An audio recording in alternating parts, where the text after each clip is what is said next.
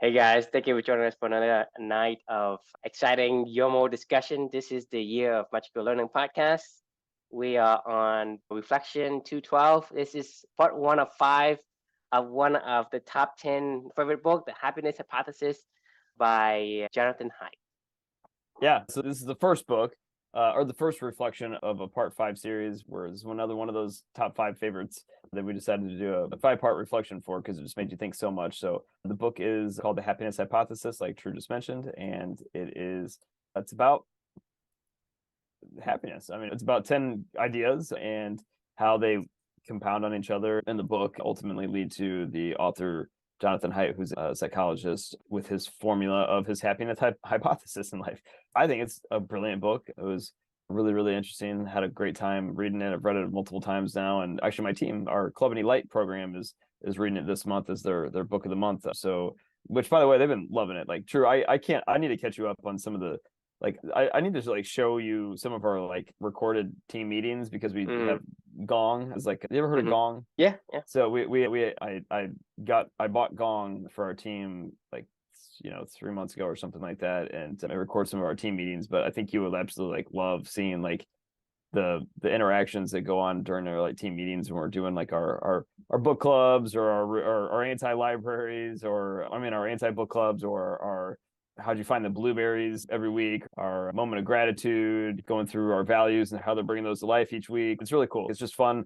You can see them growing. They talk about it all the time. They always tell me, literally all of them, just every one-on-one I have or in group interactions, it's constant. This is incredible. I absolutely love my job and I love what we're all doing together in the team. There's so much I need to catch you up on. Actually, we haven't really talked about it in a while, but it's pretty powerful. Actually, it's very much so showing that our hypothesis of the Clubany hypothesis is maybe that should be our book, the Clubany hypothesis, that we make someday. But anyway, I digress. Back to the happiness hypothesis. This is Finding Modern Truth and Ancient Wisdom by Jonathan Haidt. And the first reflection that I wanted to talk about was something called the adversity hypothesis. Do you remember what that was in the book at all? No. Okay, I only know happiness hypothesis. Yeah, meaningful work and meaningful relationships, is what the happiness hypothesis is, really. Do you remember? Right. Like that's the very end of it, is really the happiness hypothesis. This particular idea, one of these ideas that the author went through, is called the adversity hypothesis. And once again, this is all about finding happiness and understanding how humans work and what leads us toward that path or doesn't lead toward that path. So this book actually was an interesting book. Since this is the first part of the five-part reflection, I got to give a little bit of background of how I even found this book. The compound effect in action, right? As always with a lot of these books, my hairstylist, her name's Marta, has been cutting my hair, I don't know, for 12, 15 years or something like that. And this was about 4 or 5 months after Amelia had passed away. And I was in her chair. We were, slowly but surely over the previous few months, I'd been reading a lot, obviously, and I'd been thinking a lot, and my life had changed a lot since, Amelia had passed away. And do you ever go to a hairstylist, or do you go to like a barber or something like that? No. Who cuts your hair? I cut my hair. Oh, you cut. Oh, geez. All right. Well, all right. So there's a special bond between a hairstylist and their clients. They're like part psychologists, part psychiatrist, part hairdresser, part friend, part confidant. They know all your secrets about life, and everything. And you talk about, you see somebody every 2 weeks for an hour. You learn a lot about them over 10, 12, 15 years. You know what I mean? So Marta and I, the topics that we had talked about before were always like about travel, or about places that we want to go to, or about places that we'd been, or about what's going on with upcoming work activities, trips, or whatever, stuff like that. It was important, but it wasn't like super important or anything like that. And, her and I always have gotten along pretty well. Well, after Amelia had passed away, I'm going through the rubble of my life, as I like to call it, and I'm starting to find those first few tracks that Amelia had left for me about 4 or 5 months after she had passed away, and, was learning a lot, following what Amelia was teaching me. I was talking to Marta about books that I was reading and stuff like that, just because a lot of topics were on my mind. Marta is a really interesting person. She's like a yoga teacher. She's really into a lot of these more spiritual side of the world. She's an interesting person. She has a lot of interesting thoughts, and she reads a lot as well. We ended up connecting a lot on different books and things like that. And she's actually the one that recommended this book to me. So I think I was actually talking about Sapiens, because I had just finished Sapiens right before this, and we were having a good conversation while she was washing my hair or whatever. And she was like, you know what? I think there's this book that I had to read for this yoga retreat that I really liked. It was called The Happiness Hypothesis. She was like, I feel like you would really like this one. You should check it out. I was like, okay. So as I left the salon that day, I downloaded this book, and, the 2 weeks later, when I came back to my haircut, I'd already finished it. And I was like, my God, Mario, that was amazing. She was like, whoa, like you just finished that book really? Because this has obviously been the life ever since then. But yeah, no, I loved it, obviously. So talk about the compound effect.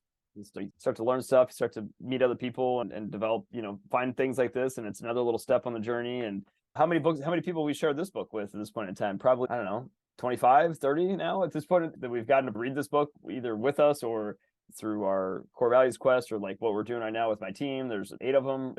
Anyway, I don't know how many other people I've recommended this book to. So it's just one of those things, right? So for me, though, with that out of the way, I guess just the background of the book, it's just interesting how some of these things come into my life. The thing that caught my attention the most, I viscerally remember this feeling as I was listening to this section of this book, and it was about this thing he called the adversity hypothesis. This is the first time I'd really heard about the term post-traumatic growth, right? Do you know what post-traumatic growth is? I think we talked about it before.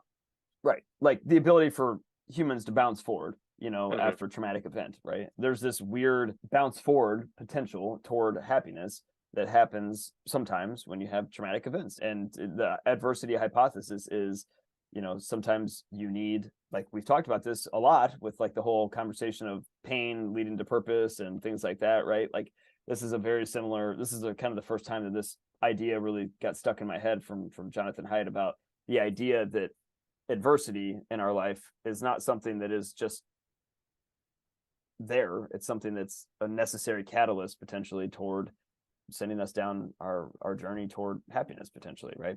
And it was one of those moments where I was like, because I was feeling this way myself at this point in time. And as he kept going and kept describing what the adversity hypothesis was, it got even more in depth where it was another big he started to talk about there's this brief moment of time. He was like, it doesn't always work. Like you can have a traumatic event, and they've done a lot of studies about this, and you can, years later, it can have no effect or it can have a negative effect, obviously, a hugely negative effect where you can turn into PTSD or it can turn into whatever, or it can turn into something that's truly a post-traumatic growth experience, right? And he was like, the biggest difference between the post-traumatic growth aspect after a traumatic event versus nothing or going backwards is if you immediately make changes right after, within the first like 2 to 3 months after the traumatic event happens, and you make tangible habit changes in your life to start to walk in a different direction. Studies have shown the new paradigms walking toward, the new purpose that you're going toward, that's when you really see the big post-traumatic growth from coming from a truly traumatic event to something that helps to catapult you toward maybe a life purpose. And as I was reading this portion of the book, like I'm literally 4 or 5 months after Amelia had passed away, a very traumatic event in our life. And it just made me smile and think about my daughter. Just the whole entire idea of this whole journey is imagining my life with her. And as we talked about with Reflections Past, with the Lion Tracker's Guide to Life, like I still don't know where we're going, but I know how we'll get there, right? And Amelia showed me what those first few steps were. And immediately, day one, maybe hour 5 after she passed away, like I still found that first track of, get out of bed and keep moving for your daughter, and that was what Amelia left me, like was the ability to fight and endure just like she did, right? And immediately those actions started to compound. It was a new life, like that was going. I didn't know where we were going, and I still don't know where we are, but I knew how I was gonna at least go forward in that life, and what I was, and Amelia and her memory and her spirit and what she taught me, and those first few tracks that I found that she had left me and that she continues to leave me, I was following. And now I'm reading this 4 or 5 months removed, from that initial hugely traumatic event in my life, and I feel differently. I feel like I'm, dare I say, happier, like I feel like I'm on a path of happiness, that I didn't ever know before. And it was because of those changes that immediately happened after Amelia passed away that she guided me down, and she still continues to guide me down.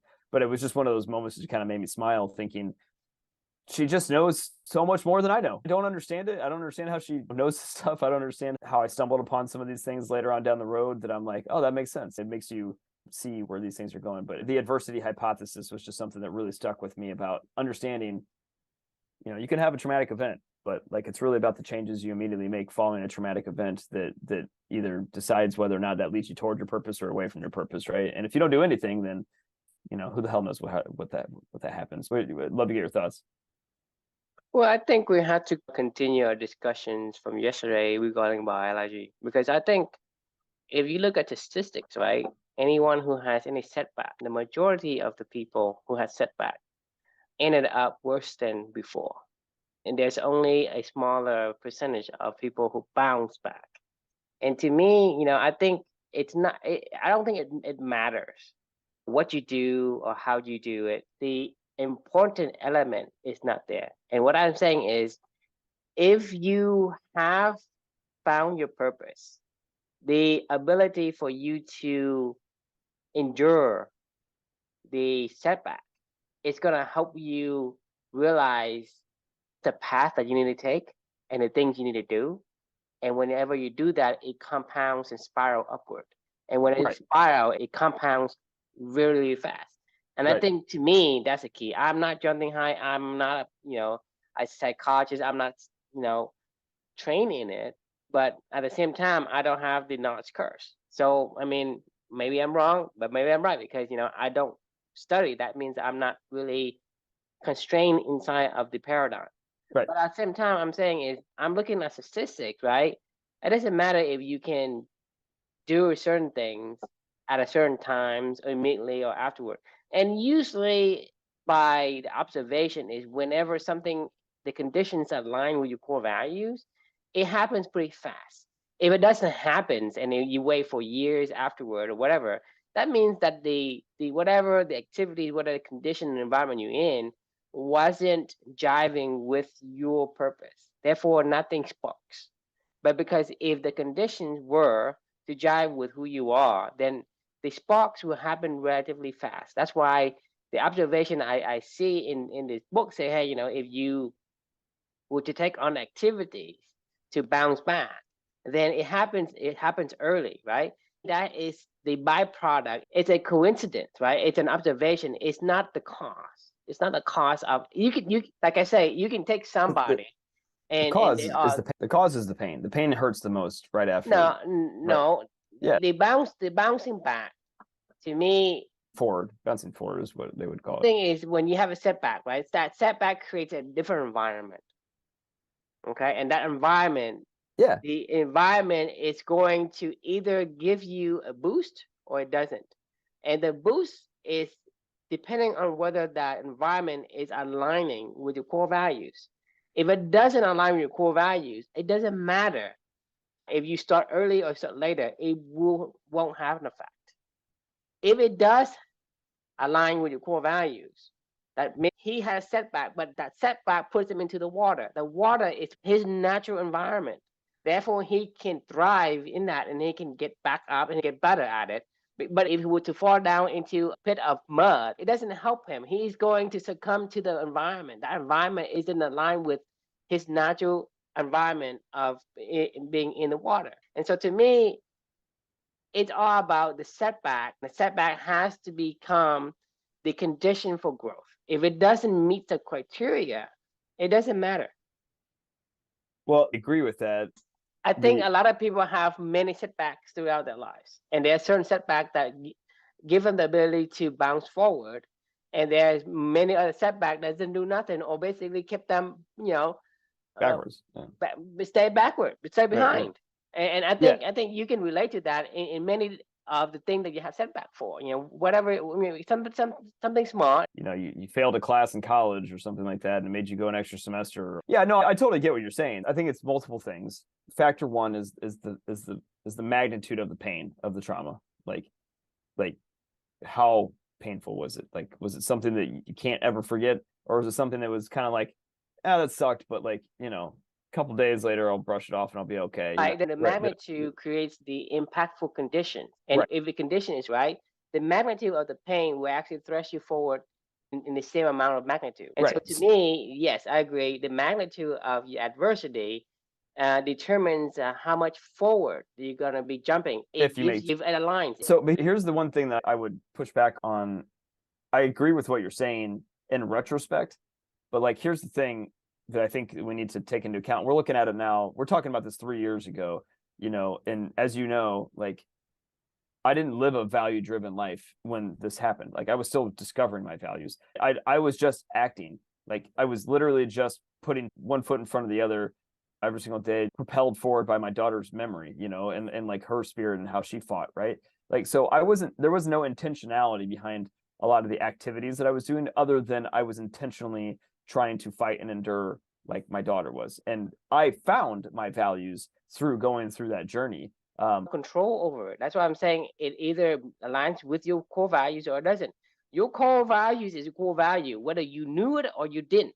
It doesn't matter. I agree. Because to me, it's like I say, well, I'm an introvert, right? Regardless whether I knew I'm an introvert or not, I'm still an introvert. I have an affinity for certain conditions. Yeah, you turn into an elephant. You fall back on your elephant, Right, your elephant is who your genes make you who you are, right? And so the behaviors of me is not going to change whether I knew it or not, right? I say, hey, I love to be a public speaker. That's not my natural ability. Regardless how much I study, I can only be so-so at best, okay? Yeah. So for me, for example, if I were to go in college and I fail a class, if I fail like history class, I don't care. But if I fail something that I'm good at, like computer science or math, then I get mad, right? And then I bounce back quickly. Right? I say I want to get revenge on it because that's my core value, whether I knew it or not. Because right, that's who I am biologically. It made me want to put that on an importance level higher than the rest.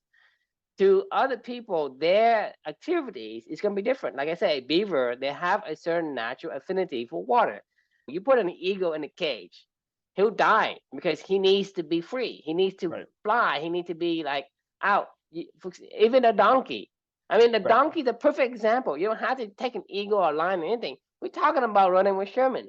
You put a donkey in a shed. I mean, he is at death's door. So that's what I'm saying is whether you knew your core value or not, your core value is your biology who make you who you are.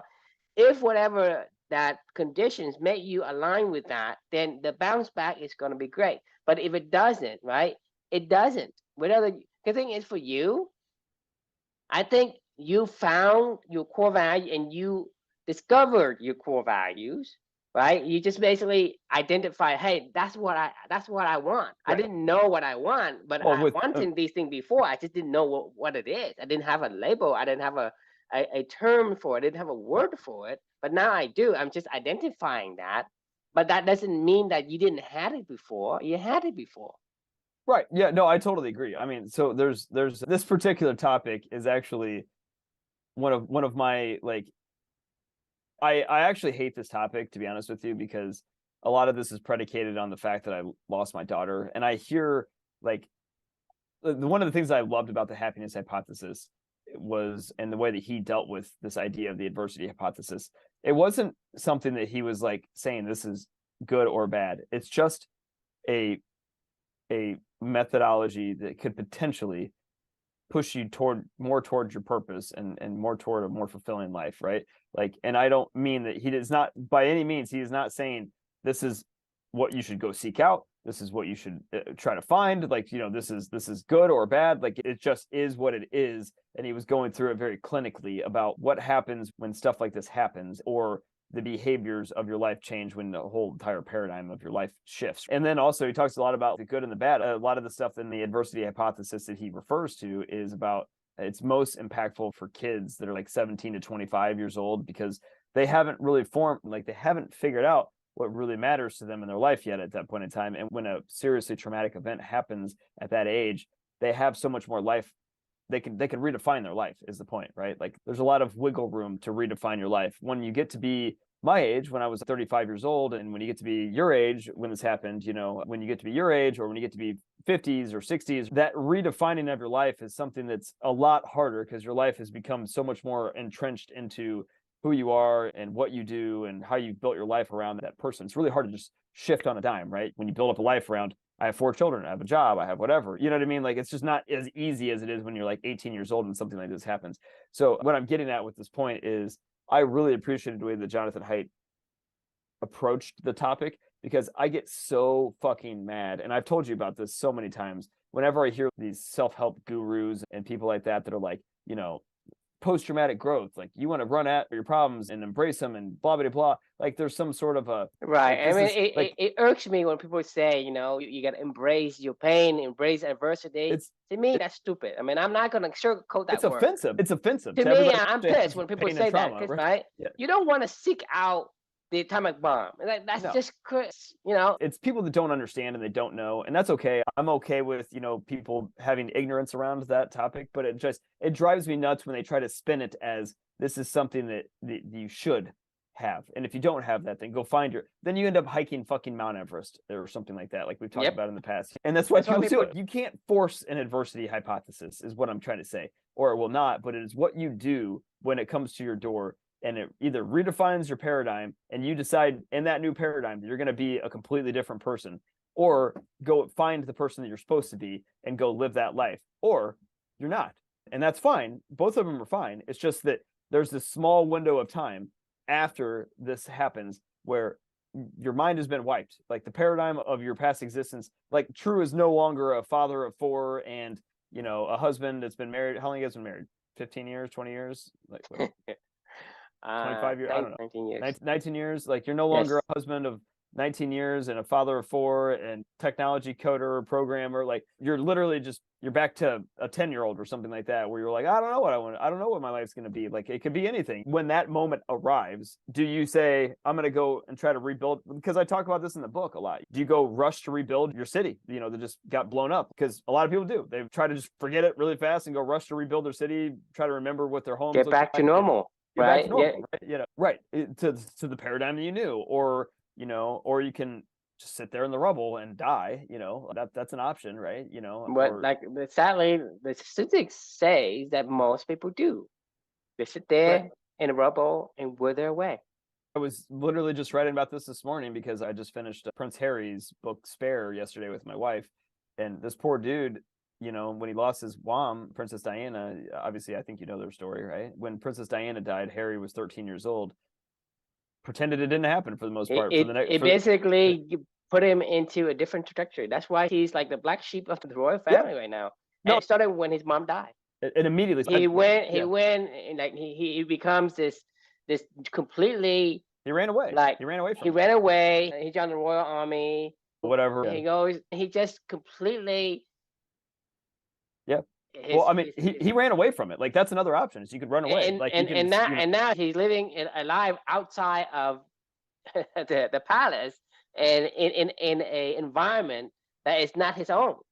Well, so ironically, out of his element. Ironically, though, he actually came back around, and I'll say that reflection for the future when we get to it. But like he did eventually update his reality and decided to embrace it. It took him 15 years, or something like that. His setback is still his setback right now. He hasn't bounced back, right? He actually realized it, but he's still in setback because right now, I think he wishes he still was part of the royal family. Right now he's like the outcast of the family. Well, I don't know. I mean, I guess you'd have to read the book, but what I can definitely tell you is that was a single catalyst event of an atomic bomb in his life, and it changed the entire trajectory of his life. It wasn't a post-traumatic growth event for him. It was a post-traumatic stress disorder event. You know what I mean? It was a PTSD event. That's when it goes the other way. I think he is still paying for it. Oh yeah, well that's why he hates the media. That's why he's running so far away from the media and tries to protect his wife so much from the media, because he thinks the media killed his mother and he's afraid it's going to take his family again from him. Running away. But the point is, that's an example of an atomic bomb event to somebody what we all knew, and that he did not bounce back. I don't think he bounced back at all. No, I think he's now processing it as he wrote his book and he's working. He's still moving forward. Yeah, for sure. It's not like, okay, I was here and I bounced back. I was better even than before. No, he's still not better than before. He's better than his bottom, situation, but he's still not bounced. He didn't bounce, right? Setback still setback. Yeah, you can still move forward, but a setback still sets you back. There's some people who continue to move forward, but the setbacks still set them back. And there's very, very few people that can use it as a trampoline to kind of jump forward. I don't think that I chose that. I think that Amelia chose that for me personally, and I think that I was just following her lead, and that's what I ended up discovering. It wasn't like I had some knowledge of this adversity hypothesis or whatever. You didn't know your core values. You didn't know this is what you wanted. I was just following my daughter. When you were sitting on a rubble, and basically Amelia shows you and inspires you to look within yourself, and you were able to identify the core values that resonate over time. And that's what I'm saying is that core value you had, it was there. It was just masked by the other core value that you thought you wanted. Yes, 100%. So I guess I'm just trying to be crystal clear about this. Like, this was never some design. The reason why I'm sharing this with everybody else now is like, I think it's important for people to know and understand, if you ever do find yourself in an atomic bomb event scenario, anchoring on your core values immediately afterwards and using that, not necessarily forgetting, like, it's not, I don't want to say using that as some sort of a benefit, but understanding that you can decide to, things can change in this window of time that is so pivotal, that if you take the steps and the actions that align to your life, you can redefine your life in those moments and truly go on a whole different trajectory if you wanted to. But I don't know why somebody would choose that or not. What I'm saying is, this is why I get mad, I get angry when people say to go embrace adversity and go seek pain and others. To me, that's stupid, because what I'm saying is, can't control. Right. You can't control. You mean it's just to say that, hey, if I follow this formula, I'm able to bounce forward. No, that doesn't happen. No. It is outside your control whether you bounce forward or not, right? It is not up to you, right? The environment that happens to you, it's by a random chance event that happens to you. The only thing you can do is be who you are and move forward, right? Yes. And so the thing is, sometimes doing exactly what you're supposed to do doesn't catapult you forward, and that's okay. A beaver must dam, so be a beaver. So even in the tragedy, right, of whatever happens to you, as long as you're the beaver, you can move forward. And it may not be say, well, I'm expecting to bounce forward. No, you cannot expect that. It is not up to you whether you bounce forward or not. It is determined by you as about your core values and the conditions that was created by the atomic bomb. Whether that two things are aligned, the chance is low, the odds are low. But the thing that you can do is, whenever something happens to you, whether it does happen to you or not, you should only continue to live the way that you are made to live. But then seek the elements that is going to be most favorable for the beaver. If you're a lion, seek the elements that's most favorable for the lion. No one is able to control, say, hey, I'm going to seek adversity so I can bounce forward. Right. That is the silliest thing I've ever heard. It's stupid. It makes me mad when people say go embrace your pain. Why are you seeking negative emotions? I mean, trust me. Like I could wire you yelling on that topic for forever. But I think you just said something too that I hadn't really caught on yet either. Until that's why I love talking about these things with you, because it deepens my own knowledge of what I'm trying to say. If an atomic bomb event happens to somebody that doesn't know who they are, in that time following it, if they follow who they truly want to be, and whatever steps that leads them down, then you will see that bounce forward. Not because you wanted it, but just because you're finding out who you want to be and you're living that life on purpose. Second step, if, like, for instance, in my life, if that were to happen to me again, like some other atomic bomb event, which, probably will, I already know who I want to be and how I want to live my life going forward. It won't redefine me, because I already know exactly what I would want to do day one following that event, in however capacity that I would do that, because I know the path that I want to walk for. So what I'm trying to say is the atomic bomb event can only redefine your life and make these changes going forward if you are living not the life that you wanted to live prior to that, right? Because I wouldn't rebuild my own city. I would just rebuild a city in a new way with the stuff that I already know what I want to go do, but it would be a different city, and I would understand that, and I would be okay with that. But I guess, do you understand what I'm trying to say? Like, this only works if you didn't know who you were, an atomic bomb event happens, and then you figure out in those short time frames afterwards. Because to me, the atomic bomb event is not something that somebody can control. Right. And so it will happen to you by chance, random event. And so to me, right, you don't know if a random event, a atomic bomb will happen, or you don't know when, right? So the only thing you can do is live, find out who you're supposed to be. So don't try to become a lion if deep down you're a beaver. Accept that you're a beaver. To me, like you asked me, am I a lion? I say no, I'm a beaver, right? Because the thing is, in the universal sense, right? Is a lion better than a beaver? Yeah, I think so. Even as a beaver, I think a lion's better than a beaver. But I don't know I don't want to be a lion. Right. I want to be me, and I know that now. And so when you know who you are, who you're supposed to be, you be that.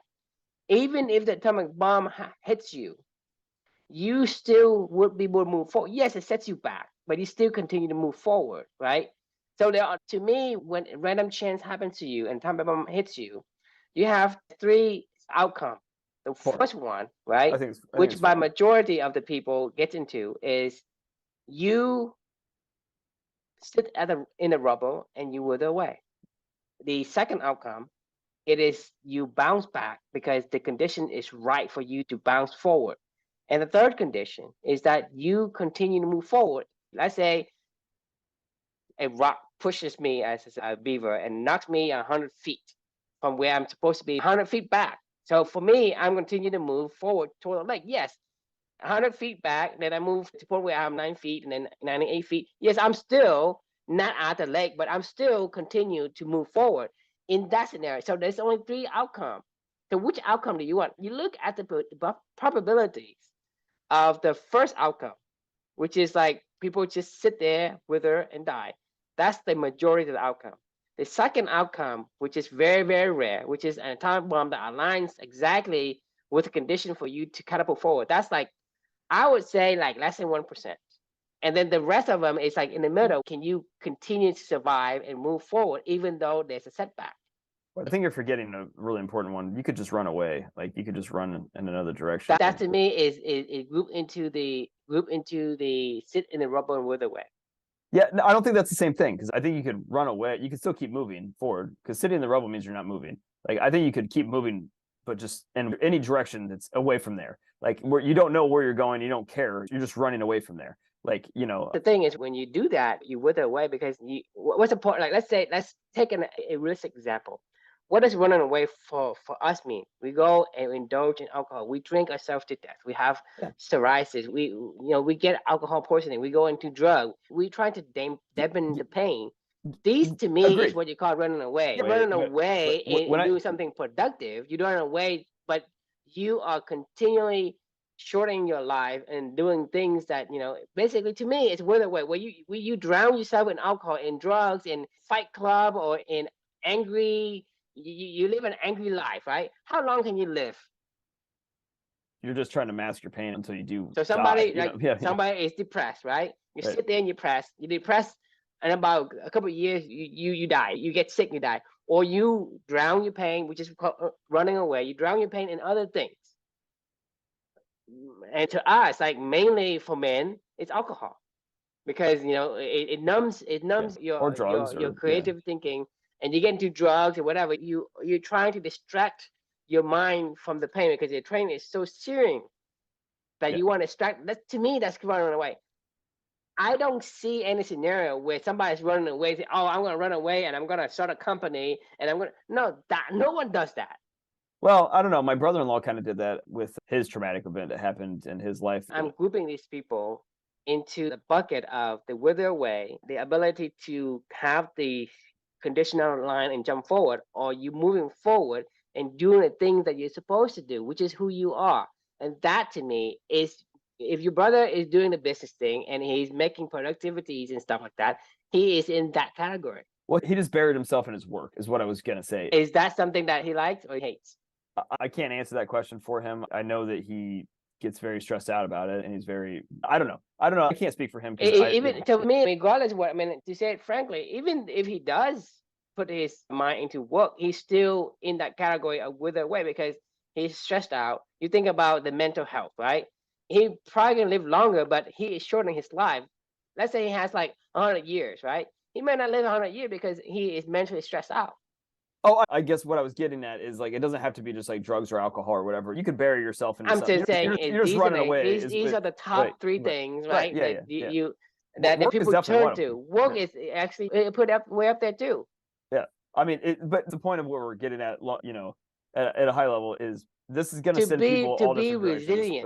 But The point is to be resilient, and the only way to be resilient, to be the best of who you are, is to be in the element that is naturally fitted for you. Because when you have that, you are the strongest you can be. That strength, right, could save you, or maybe it's not enough. I mean, to me, I'm not saying, hey, if you becoming the beaver or whatever, that you can withstand the meteor or anything like that. I'm not telling you that. I'm saying, hey, you are the strongest that you can be, and whether that is good enough for you is you try your best, right? Yeah. That is your best. Because if you didn't, then maybe there's something that wouldn't kill the beaver, but because you didn't try it, it would kill you. Yeah, no, I mean, I totally agree. So to me, it's an interesting. People can't say, hey, you do this, you embrace pain, you focus on your deepest adversity, you're gonna grow, whatever. To me, that's stupid. You should not be looking for adversity. You shouldn't be looking for pain. It'll It will find you. come because it's by random chance. It hits you. It'll find you. In your lifetime, one person will have many. Guaranteed, it's going to be some adversity. Oh yeah, for sure. Because it's basically probability of there's so many ways that adversity can come. And so that means that because it's so many probability, eventually one or two or more will hit you. And so how do you deal with it is be the best you can be. Just like, let's say you're sick, right? If your immune system, if your health is the most healthy, right? You can overcome it. But if your health is not good, and when you have the flu comes, well, it's gonna hit you and you're gonna get sick, and sometimes you may die from it.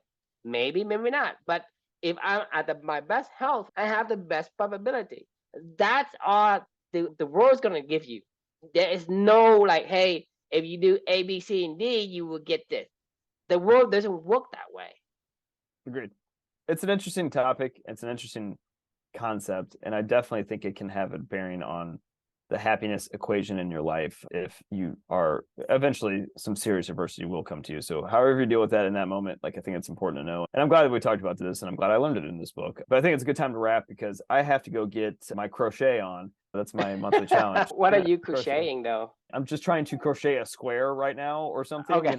And then I'll progress from there. It is hard, man. It is fucking hard. So I'm gonna go get my crochet on and keep my monthly challenge thing going. Good luck with the crocheting. Thank you. It is really hard. I'll keep you posted though. I'm excited. All right. How it goes. All right. Any final thoughts for the night?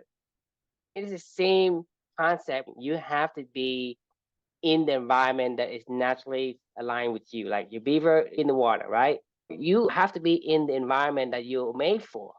Not just in the environment, but doing the actions that you're made for. I mean, because you could be in the right environment, but you need to be doing the right actions that also align to. Right. Exactly. Yeah. No, very, very fun as always. Thanks for your thoughts. And we will see you all tomorrow night. Sounds good. Good night.